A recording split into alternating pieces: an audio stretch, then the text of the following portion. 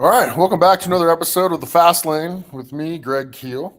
And today I'm here with Sharif Bennett of Cineblock, and we're going to get to know him and see all the cool stuff he's doing and go from there. So, welcome to the show, Sharif. Greg, thank you for having me. It's a pleasure to be here. Awesome. I'm really stoked about this one because, I like the space that he's in, and I've been around it a bunch. And yeah, so let's hear a little bit about kind of your story and kind of how you got here, and then we'll get into Cineblock. Yeah, how did I get here? That's a great question, right? I can really go from anywhere, right? So I'm originally from New York, diehard Yankees fan.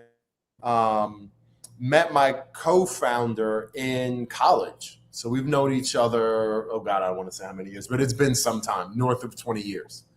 And we had always planned and plotted on how we were going to break into the industry, right? Like a lot of naive 19, 20-year olds, we just assumed that the world would just embrace us for our great storytelling and that by 25 we'd be rich and famous, right? Life didn't play out sort of that way, right? And so we each had to go through sort of, our trials and tribulations and our own individual learnings. And he approached me in 2019, so before the pandemic, with an idea of how we can go about fundamentally changing film finance through crowdfunding. And that was the catalyst of the company. And he then brought in another alumni from our same college, Swarthmore, but he had graduated prior to my attending the school. And basically, the three of us became the foundation for it.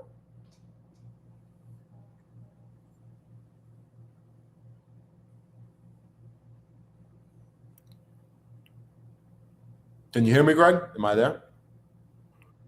Oh, lost you there for a second. Oh, Yeah. sorry. Yeah, super cool. So, um, I actually have kind of a similar story. One of the co-founders of one of the companies I work on, we met in college and started a company right out the gate, and Oh, started that's another awesome. company and kind of went from there. And That's awesome. then yeah, kind of hit a wall. We went our separate business directions, and we've come back together here in the last few years. So I can Good, relate with the story for sure. good, good. Um, Yeah. yeah, so let's dig into Cineblock a little more. What is it? How does it work? And who are you helping? Yeah. So Cineblock is, well, before we talk about what the solution is, let me sort of outline sort of what the problem is and what it is we're trying to solve. So typically, for those of you who don't know, so an independent filmmaker, right, wants to make a movie.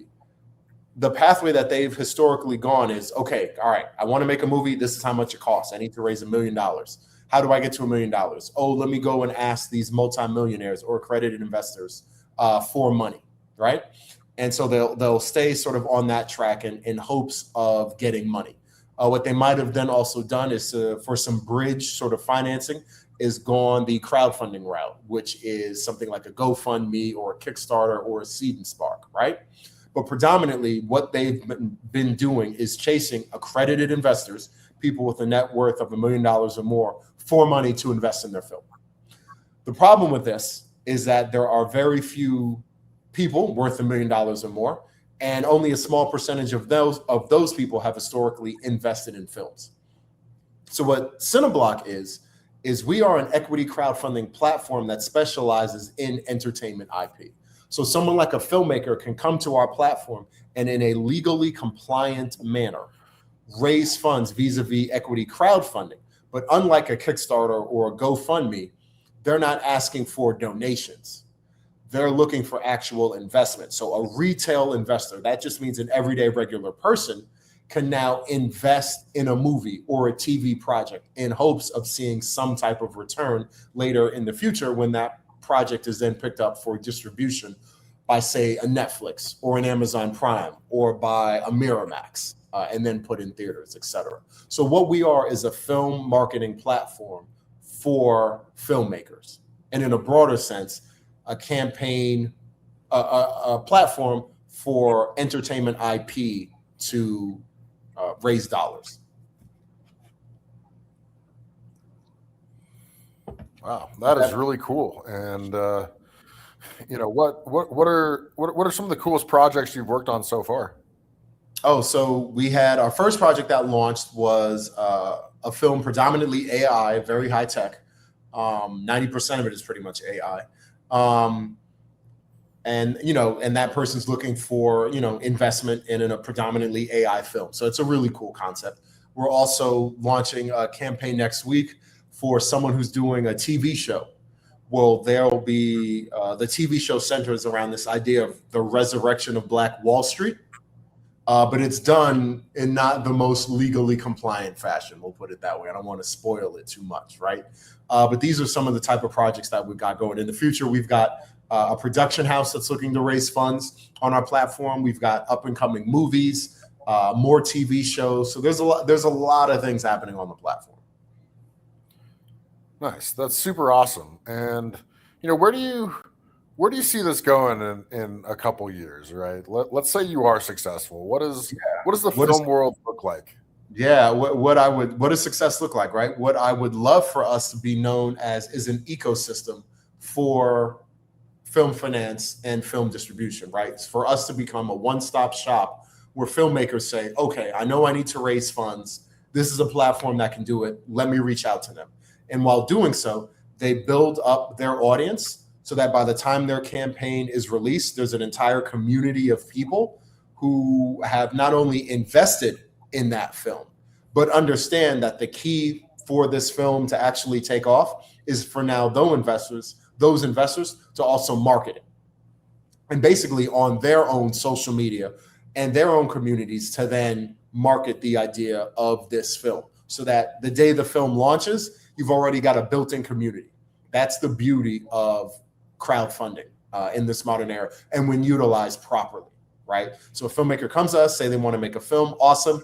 They get the funding vis-a-vis investors and the investors turn around and then market the film so that in day one, boom, you're ready to go.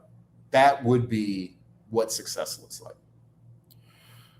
Nice. And yeah, it's totally, something where the film industry is kind of centralized, right? The films that actually get released and have followings kind of come from the same place, right? And yeah, Hollywood's done a really good job of playing gatekeeper and saying we only want certain types of films. So you may, for the listeners out there, you may see that is predominantly sort of, like Marvel films. The reason why Marvel films are so popular, or should I say comic book themed films are so popular, was because they already had a baked in audience, right?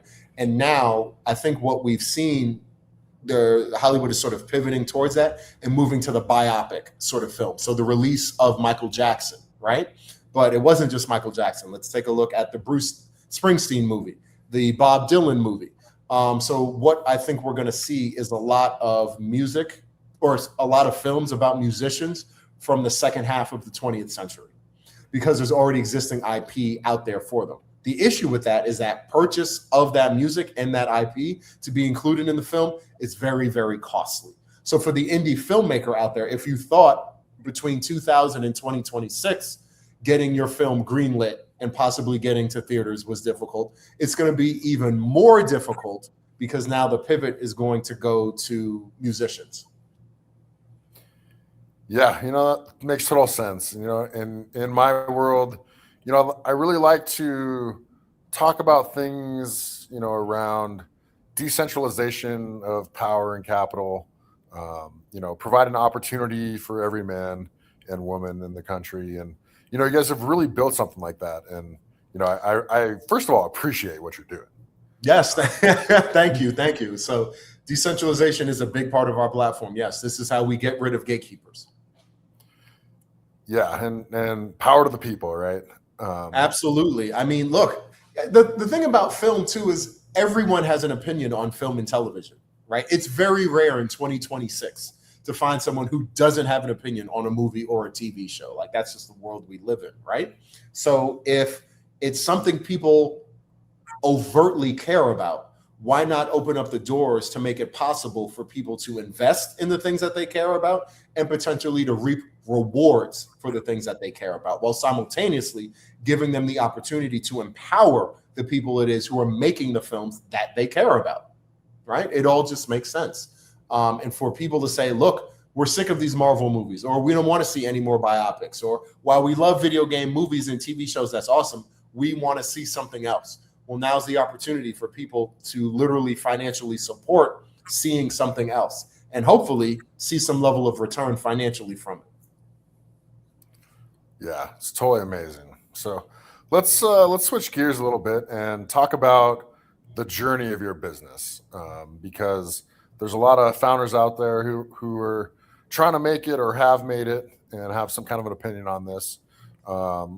Let's talk about the idea, right? So tell me about the moment where the dots connected and you realize that I can combine this love of movies with, this idea of crowdfunding and put them together for something for the people.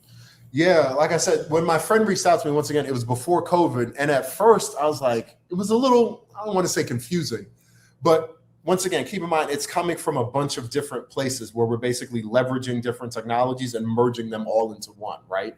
So, films and crowdfunding and the regulatory component behind it, et cetera, et cetera. So I would say it was around 2020 where we all finally realized, like, wait, this has real steam, right? But now the question becomes is, how do we find the right niche? How do we find the right lever to pull and say, all right, this is how this best operates? And a lot of it is through trial and error, right? We understood that films needed a new way of financing themselves, right? So I think most people understand this, right? But, we certainly understood it. Then the next question became, why? So essentially, then how do we actually create now this ecosystem for it, right? And then what are the major things we need to do in order to have a fully functioning ecosystem, right? And so building the platform was one thing, right? And literally just saying, like, okay, here's the money that we need to build the tech in order to make this fractionalized investment in films possible. Awesome. We did it here. Then it was like, wait, if we're dealing with fractionalized investment, then there's a whole regulatory component for this. And we need to get accreditation in order to legitimize ourselves in the eyes of potential investors. So then getting the accreditation through FINRA, that's the Financial Industry Regulatory Authority that oversees crowdfunding portals, getting the accreditation from them and the SEC then became the next part. And that was a 2-year journey. We got that. Hey, great, awesome. Then it was like, wait, now that we've got this and we can launch, platforms don't actually bring investors. Systems do. So now we need to build a system that can facilitate crowdfundings in a repeatable sort of action. So then theorizing that system and then building it out became sort of the next step. And little did we realize, like when we thought of this, how much of a heavy uplift it is we would have to do, right? You always hear these stories from entrepreneurs saying, we had to do this, and we had to do that, and then we had to do that. Well, we literally lived it out ourselves, right? There were so many things it is that we had to formalize and conceptualize and then formalize, right? But it's been a heck of a journey. We have certainly learned a lot. Yeah, so let's talk about all that conceptualization, right? So we talk a lot on this podcast about making quick decisions and acting quickly and building fast. And what I've kind of learned in this space is, when you do that, you spend a lot of time waiting on other people. And especially when we're talking about regulatory boards and things like that. So what's kind of been your experience about how you quickly create stuff and then, keep yourself sane while you're waiting for the rest of the world? So how did I keep from going crazy while we're waiting for FINRA approval? Is that sort of what I'm hearing? I decided that I would talk a lot on LinkedIn, that I would pick one of the social media. Well, if social media is such a big component now of marketing yourselves, right? And I basically said, well, then I in turn need to do the same. So for me, it was establishing myself as a thought leader in this space, right? And being able to communicate the vision of how I felt film finance would be in the future. So then I became, I don't want to say a LinkedIn expert, but someone who found himself on LinkedIn just talking a lot, right? About the platform, about the vision of the platform, and what it could ultimately look like. And literally did that to try and carve out this space for myself for roughly 2 years. So it was quite the process while we waited for that regulatory approval. But during that time, what you're also doing is building credibility as a thought leader. What you're doing is networking, right? And all that helps for then ultimately the launch, right? So that was a way I decided that I would keep myself busy and simultaneously build up this level of credibility. Yeah, so that's obviously essential in the entrepreneurial game, right? It's establishing that credibility and getting people to know who you are. I want to talk a little bit about your team's process for building stuff. Is there a central visionary that kind of drives that, and a bunch of operational people? Like, what's the makeup of your team, and how do you guys solve problems and build stuff? Yeah, that's a great question. Well, it starts with the three founders, right? So my co-founder, who serves as the CEO, one of my closest friends, his name is Prince. He was the person who sort of put this together. For any of you familiar with the story of Wu-Tang Clan, if you watch the TV show, or if you're just a 90s hip hop head like I am, you'll know that the members of Wu-Tang Clan, like the RZA, the GZA, Old Dirty Bastard, all tried to break into the industry themselves, right? And it didn't work, right? They had singles, or maybe they had an album, and it flopped. And they said, wait, we need to come together as a unit. Well, it was him who saw that same model and said, we need to do this as a unit, because I myself am an ex-stand-up comic, improvised actor, television writer. He himself was a producer on our films, and our third co-founder, Julian, is he's a lawyer in the entertainment industry, right? So we were all trying to break in and separately, and it was my friend Prince who said, no, let's come in together as a unit. So he was essentially the first person to come in and say, all right, this is the vision. But now in terms of problem solving, it's definitely a collective thing, right? Where if someone has an idea, during our founders meeting, we'll throw something on the wall and see what sticks, right? And then with the tech team, they themselves, the people who were responsible for building up the website, they go through their own iterative process that's fairly similar, right? It's during our meetings, it's like, all right, well, we think this is an idea. Does anyone else support this idea? If so, tell me how you support it, and then let's sort of build from there. So you essentially have to combine the things that I learned in improv acting class, which is the yes and, right? Oh, I like that idea. Yes. And this is how we build on top of it. Anyone else? Yes. And we're going to build on top of it. So now it's a much more partnership community, sort of partnership driven iterative process as a group. Yeah. And having that cohesiveness, right? Especially with people that you've known a long time, right? Especially, I know for my own businesses, the majority of people that I work with, I've known for a very long time.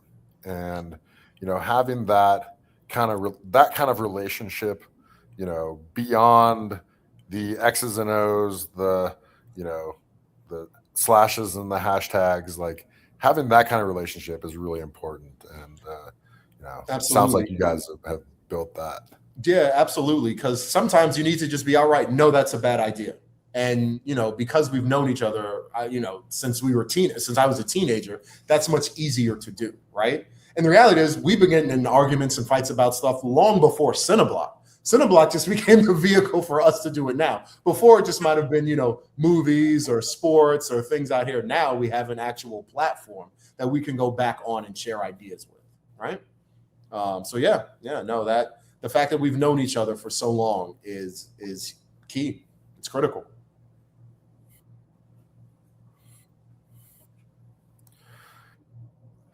Definitely. So, in the whole business lifecycle process, where are you guys at with fundraising?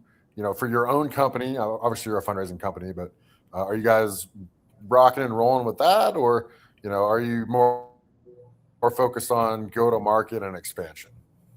I mean, you're always fundraising. In the world of startup, you're always fundraising. And so we're in the midst of that. We've been able to build the platform vis-a-vis the friends and family network, which is awesome. shout out to all our friends and family that invested and believed in us, in the first place. But now we're at that pre-seed level where we have a SAFE agreement. For those who don't understand that acronym, that's just a simple agreement for future equity.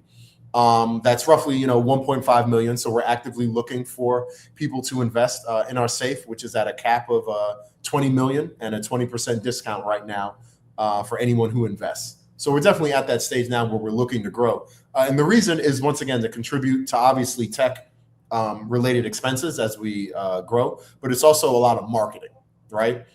Because we're dealing with something that's very, very different, right? Marketing is critical. It's not like we're selling sandwiches, right? People don't need to be sold the concept of a sandwich. Oh, I'm hungry, here's a sandwich. But people need to be educated and sold about the concept of investing in films. So there's a lot of marketing and a lot of education that has to happen, and it has to happen on both sides. For one, the filmmaker who's looking to raise funds needs to understand that this is a new vehicle now for them to raise funds, is vis-a-vis equity crowdfunding. Simultaneously, the everyday person, the retail investor, right, also now needs to understand, like, wait, there's a new asset class that I can invest in, and it's film and television projects.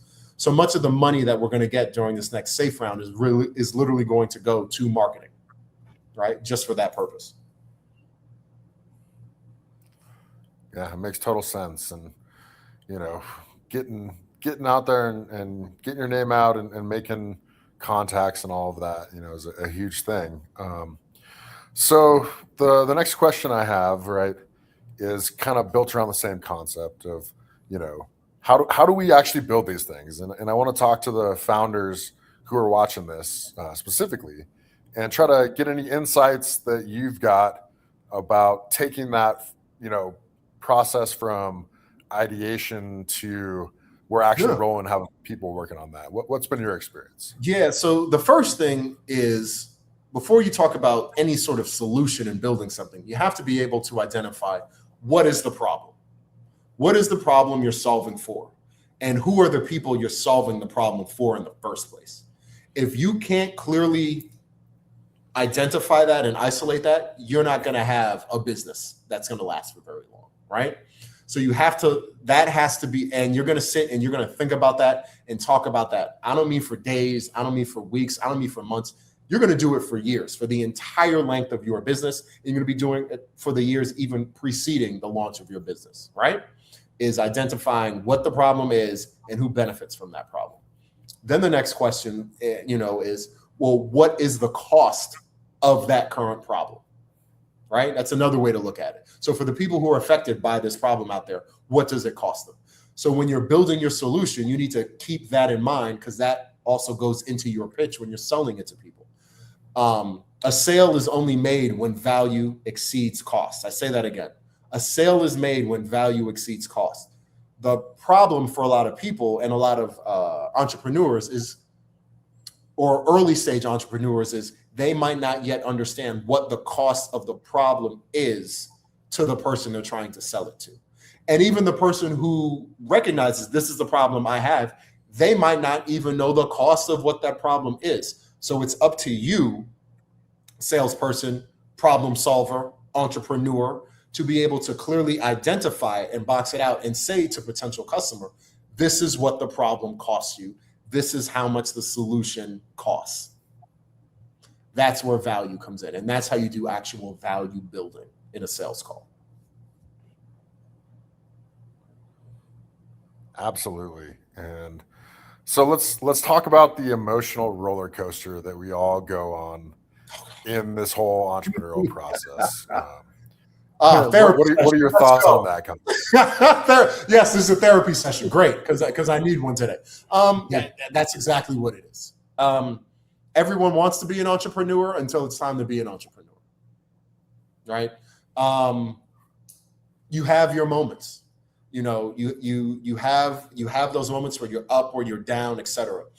One of the things that we talked about as a team is literally just saying, okay, what worked for us today or this week? What's a positive we can draw from this week? Yeah, these 10 bad things happened. Yeah, this one customer didn't close. Yeah, we've got this one tech issue. But what can we as a business and as founders be grateful for this week, right? And say, This is now a stepping stone to the next thing it is that we have to do. So sort of those reminders and check-ins. And for us, it happens naturally. Like we literally, our founder, we have founders calls and they're generally booked for an hour. But like this past Saturday, our founders call was 2 hours because the first hour was literally us speaking just emotionally about the past and things that have happened to us. Had nothing to do with the company itself. Well, it tangentially did. Let me say that. Because part of all these things that had happened to us are part of the reason why it is out here building the platform it is that we're building, because of all these past incidents or traumas or mistakes, right? So finding your why, it's something that my co-founder is very big on when he talks about it. Finding and always identifying the why it is you do this is what every entrepreneur sort of has to do. And for me, that why is I know what it's like to be in the entertainment business and try and break in and how difficult it was, right? I'm an ex-stand-up comic. I'm an ex-improvised actor. I'm an ex-screenwriter. I spent years trying to break into the industry and saw how difficult it was. And if I had a platform like this, when I was in my youth of my 20s, I'd absolutely be taking advantage of it. That's so awesome. And, I'm sure there's a lot of people out there who are trying new stuff that they can totally relate with that. And, I appreciate, thanks for coming on today. I think we had a really cool conversation. I think people out there are going to really relate to your story and relate to your mission and are going to be pretty stoked to see what kind of projects are coming up in the coming years, because we're going to see some more interesting stuff for sure. Absolutely, Greg. Thank you for having me. Great questions. It was a pleasure to be here. For those of you who have interest, please check out our site, www.cineblockfilms.com. You can follow me on LinkedIn. My name is Sharif Bennett. I'm always posting. I'm always out there. So yeah, come check us out. Awesome. Well, that'll wrap it up for today, and we look forward to seeing the rest of you guys on future episodes of The Fast Lane.